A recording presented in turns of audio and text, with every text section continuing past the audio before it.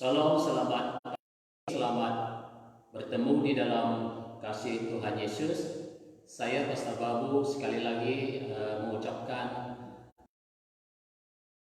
dan selamat bertemu di dalam kasih Tuhan Yesus kepada semua seiman yang menyaksikan secara langsung kita di Facebook pada pagi ini. Kita mau pagi ini yaitu anugerah dan amal.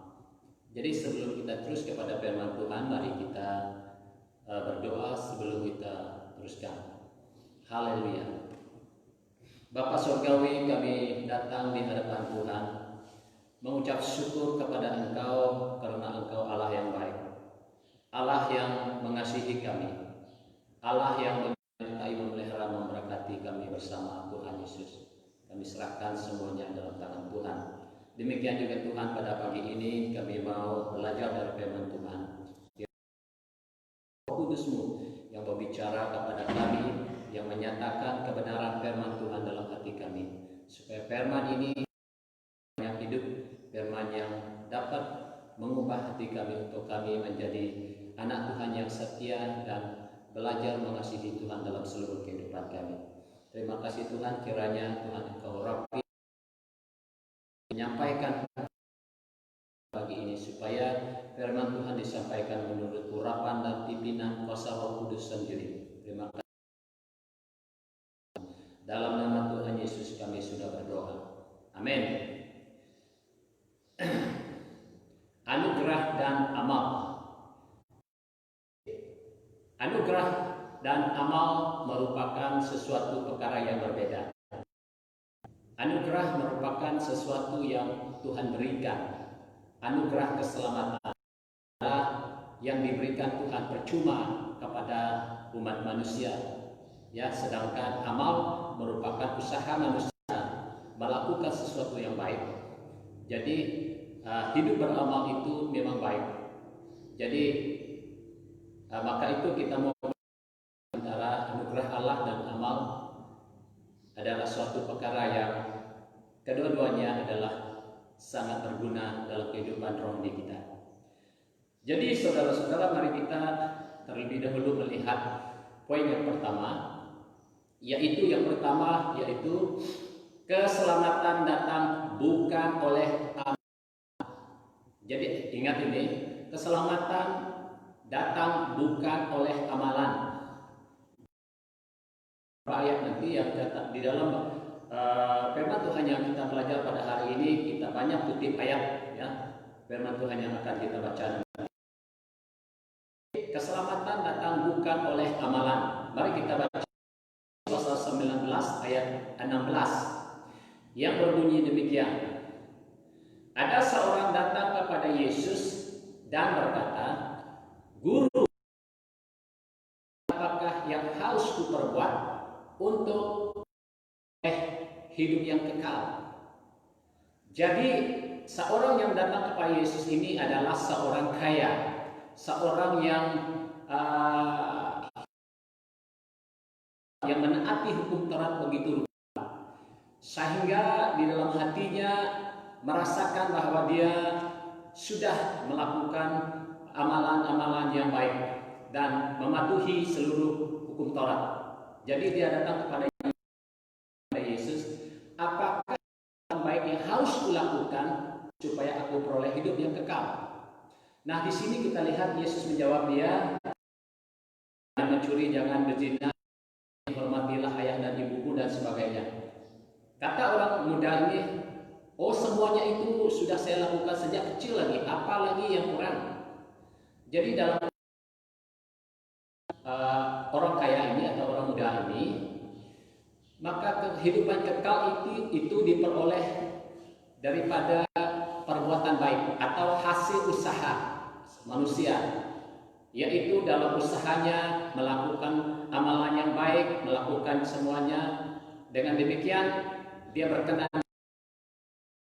hidup yang kekal. Orang kaya ini. Nah, apakah benar keselamatan itu boleh diusahakan oleh manusia? Nah, disinilah kita tahu paham bahwa keselamatan tidak boleh diusahakan atau oleh hasil pekerjaan kita, tidak boleh, tidak dapat. Jadi kalau kita baca dalam Galatia juga, Galatia pasal 5 ayat 4 berbunyi demikian juga ya. Kamu lepas dari Kristus jika oleh hukum Taurat, kamu hidup di luar kasih karunia.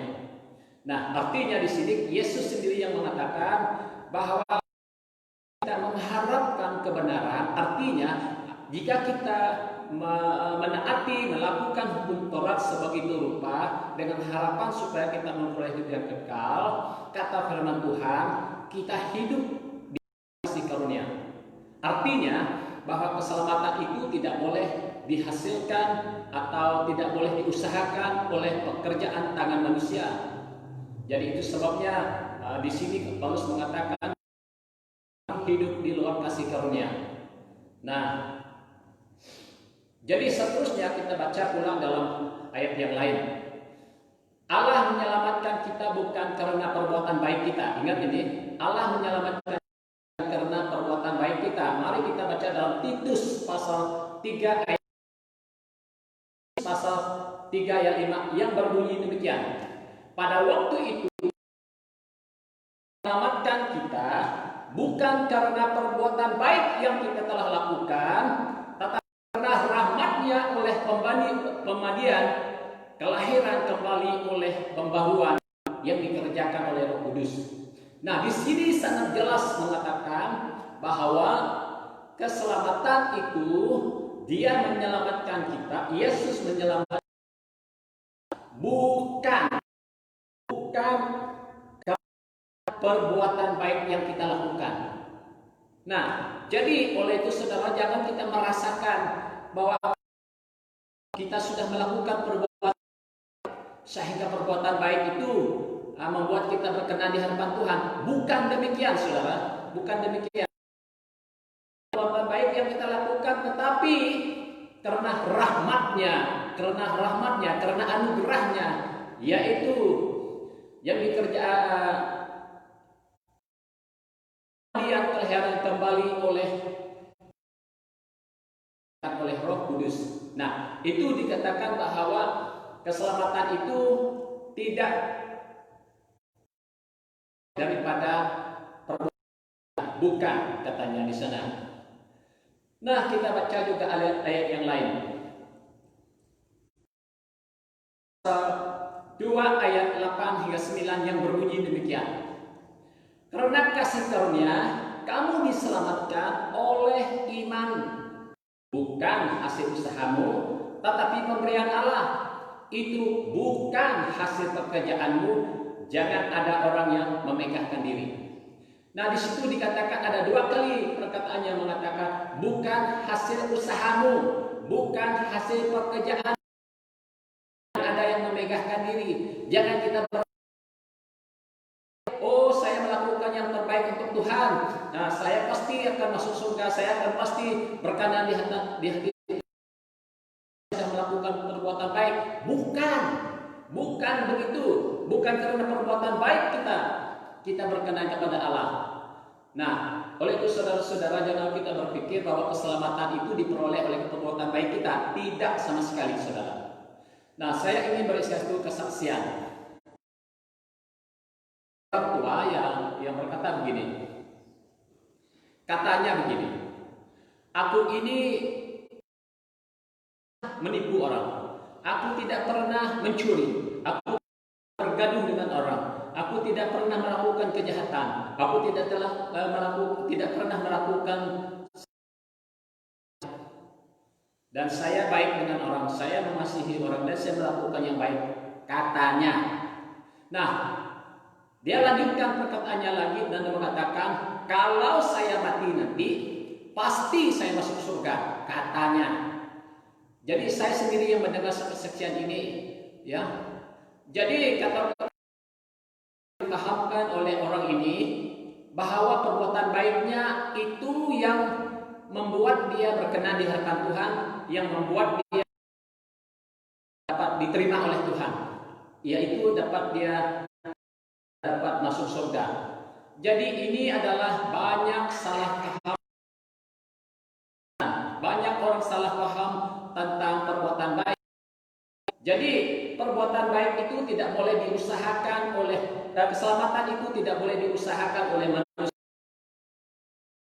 diusahakan oleh pekerjaan baik kita, walau apapun baik kita, bukan kita dapat diselamatkan. Jadi pertanyaannya, kalau begitu bagaimana kita mendapat peroleh hidup yang kekal? Bagaimana kita boleh diselamatkan? Itu menjadi satu pertanyaan. Nah, poin yang kedua, keselamatan datang oleh anugerah. Oleh anugerah. Kita baca lagi sekali lagi dalam Efesus pasal 2 ayat 8. Yang berbunyi tadi dikatakan begini, karena kasih karunia kamu diselamatkan oleh iman. Nah, karena kasih karunia kamu diselamatkan oleh iman, bukan hasil Allah. Jadi anugerah itu adalah pemberian Allah.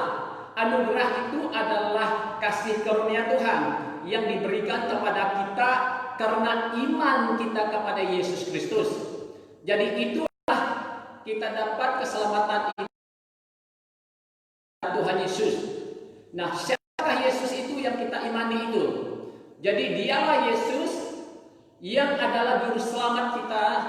Dialah Yesus yang adalah yang daripada pelanggaran, daripada dosa kita, dan karena dialah yang menyelamatkan kita. Barang siapa percaya kepadanya, dia diselamatkan. Jadi anugerah itu diberikan percuma kepada barang siapa kepada Yesus. Nah, kalau kita lihat dalam Yohanes pasal 3 ayat 16 mengatakan begini.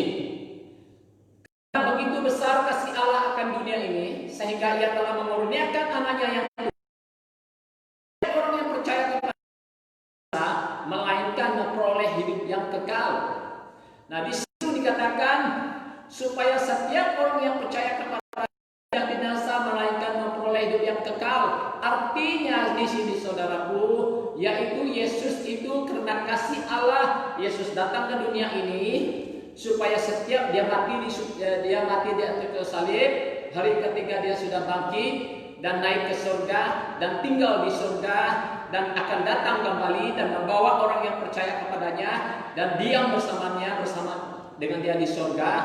Jadi itulah supaya setiap orang yang percaya kepadanya itu memperoleh hidup yang kekal.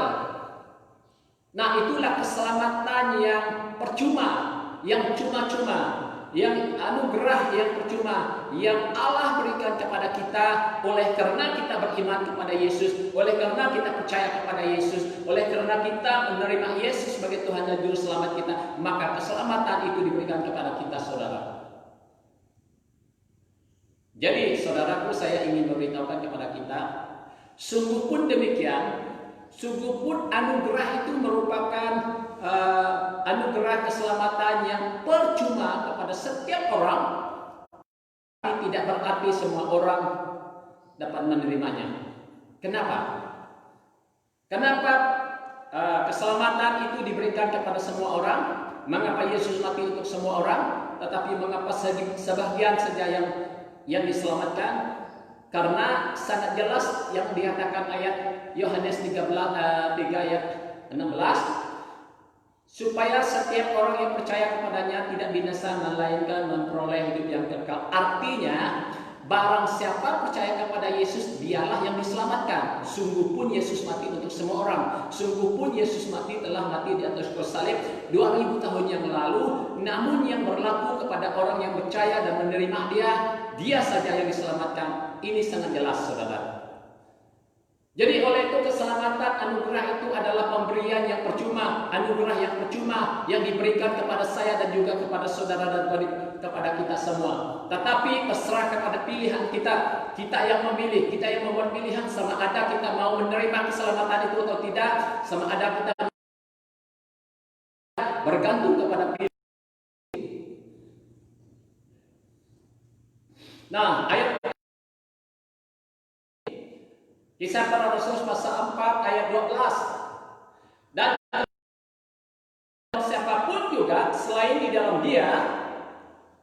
Yesus, sebab di bawah kolong langit ini tidak ada nama lain yang diberikan kepada manusia yang olehnya kita dapat diselamatkan. Nama Yesus saja manusia dapat diselamatkan. Menerima anugerah yang percuma. Kalau kita menolak, tidak mau percaya kepada Yesus, artinya kita tidak mau menerima anugerah yang percuma itu. Jadi oleh itu betapa pentingnya mengimani dan percaya dan menerima Tuhan Yesus dalam kehidupan kita, supaya kehidupan kekal juga kita pasti kita miliki. Saudara-saudara, keselamatan tidak ada dalam siapapun juga, tidak ada dalam mana-mana pun, tidak ada nabi sebelum Yesus. Sejak Kejadian sampai Wahyu tidak ada nabi yang lain yang mengatakan akulah jalan kebenaran dan hidup, tidak ada. Tidak ada nabi seorang manusia biasa yang turun dari surga dan menjadi manusia, tidak ada, kecuali Yesus adalah firman Allah yang menjadi manusia. Dan tidak menebus dosa manusia kecuali yang tidak berdosa, yaitu Yesus yang turun dari surga menjadi penebus umat manusia.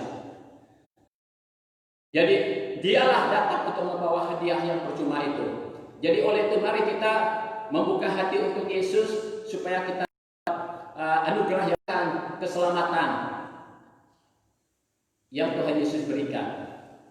Dalam ayat lain juga mengatakan, Filipi pasal 3 ayat 9, yaitu kebenaran yang Allah anugerahkan berdasarkan kepercayaan kepada Kristus, berdasarkan kepercayaan kepada Kristus, berdasarkan iman kepada Kristus, maka kebenaran yang dianugerahkan kepada kita, keselamatan dianugerahkan kepada kita, hanya kepercayaan kepada.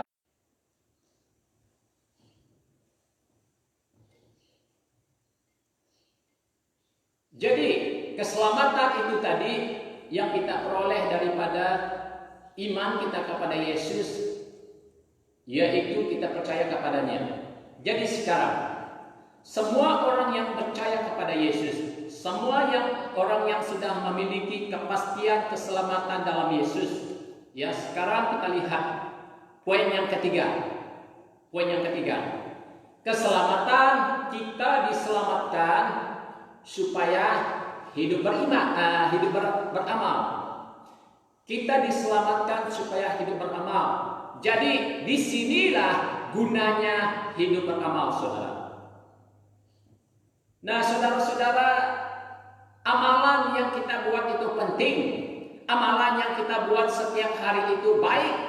Perbuatan baik itu memang sangat baik. Tetapi kita lakukannya setelah kita sudah pasti menerima Yesus dalam kehidupan kita, menerima kepastian hidup kekal dalam kehidupan kita. Jadi kalau kita lihat dalam beberapa ayat yang lain juga berkenaan dengan hidup beramal, yaitu hidup dengan perbuatan baik. Efesus pasal 2 ayat 10 mengatakan, kita diciptakan dalam Kristus Yesus untuk melakukan pekerjaan baik. Artinya, orang yang telah ditebus, orang yang telah percaya kepada Kristus, orang yang telah menerima Yesus, orang yang telah memiliki kepastian hidup yang kekal, pasti mereka itulah yang menjadi ciptaan baru di dalam Kristus. Ciptaan baru di dalam Kristus, maka itu kita harus melakukan pekerjaan baik sebab kita sudah di dalam Kristus Yesus. Ya. Bedanya tadi, amalan itu, perbuatan baik itu tidak menyelamatkan, dan setelah kita diselamatkan baru amalan baik itu berguna, baru perbuatan baik itu berguna setelah kita diselamatkan. Ya. Jadi kita lihat di situ juga di dalam Lukas pasal 6 ayat 27, tetapi kepada kamu, aku yang mendengarkan aku berkata, kasihilah musuhmu, berbuat baiklah kepada mereka yang membenci kamu, berbuatlah baik kepada yang membenci kamu.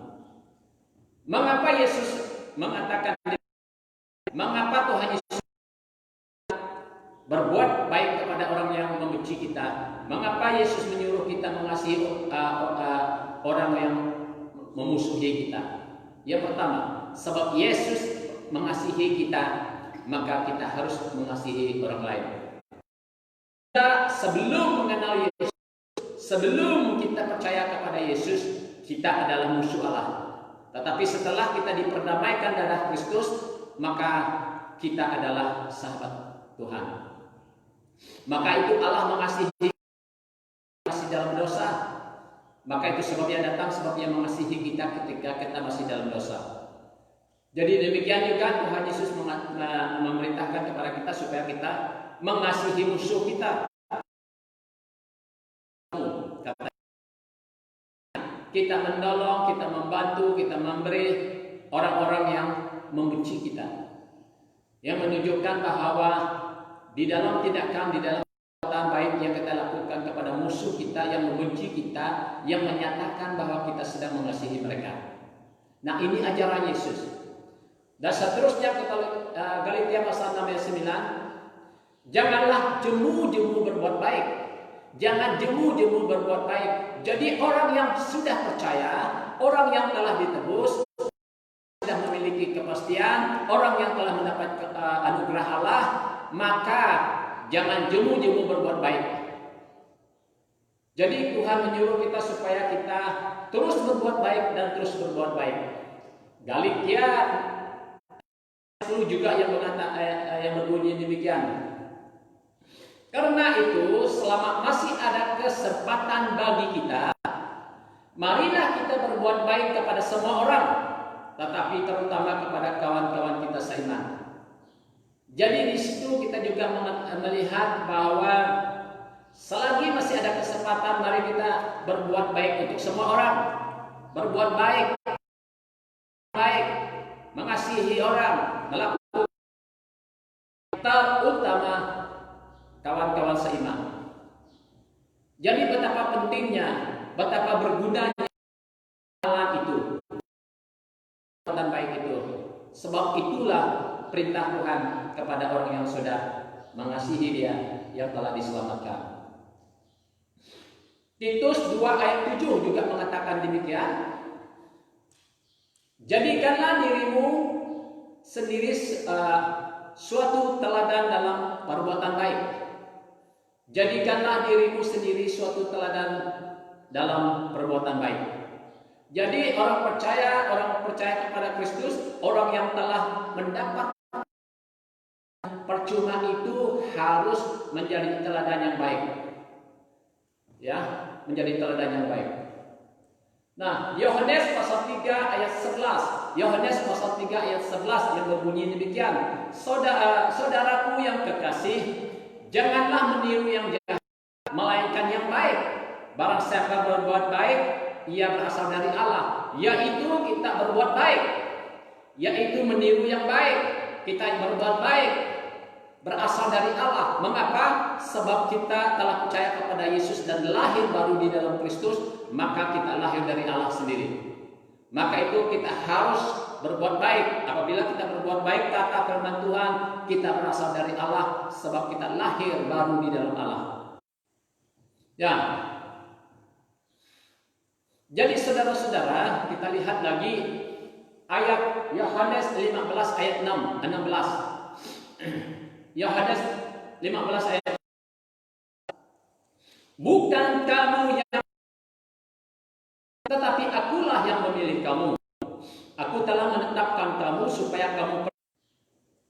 Dan aku telah menetapkan kamu supaya kamu pergi dan menghasilkan buah. Dan buahmu itu tetap. Supaya apa yang kamu minta kepada Bapa dalam namaku diberikannya kepadamu. Ini harus kita paham. Yaitu kita bukan yang memilih Tuhan. Ingat ini. Bukan kita yang memilih Tuhan Yesus, tetapi Dia yang memilih kita.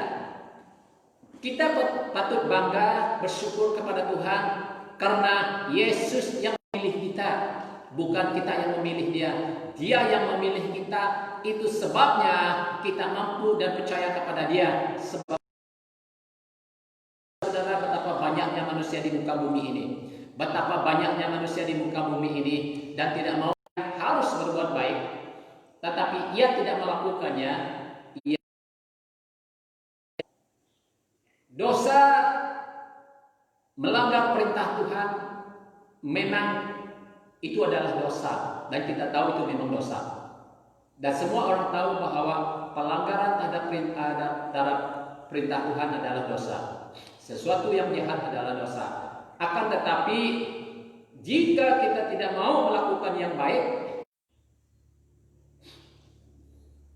jadi betapa kita lihat kalau kita tahu harus berbuat baik tapi kita tidak mau melakukannya adalah dosa menurut firman Tuhan. Jadi oleh itu betapa pentingnya hidup kita menaati Tuhan dan melakukan perbuatan yang baik, mengasihi sesama. Jadi semuanya itu adalah perintah Tuhan. Sebab mengapa kita melakukan semua perbuatan baik itu? Sebab kita sudah hidup di dalam kasih anugerah. Sebab kita sudah mendapat kepastian hidup di dalam Tuhan.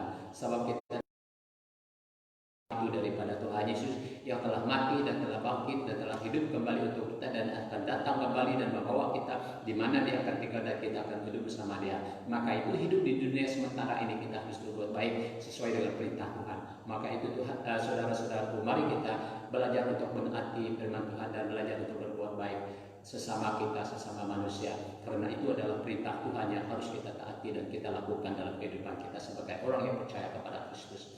Mari kita berdoa. Haleluya.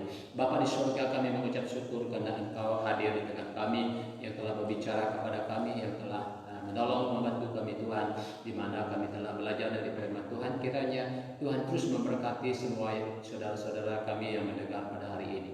Kiranya Tuhan Yesus memberkati kami semua. Terima kasih Tuhan Yesus, terpujilah nama-Mu. Haleluya. Dalam nama Tuhan Yesus kami sudah berdoa. Amin. Tuhan Yesus memberkati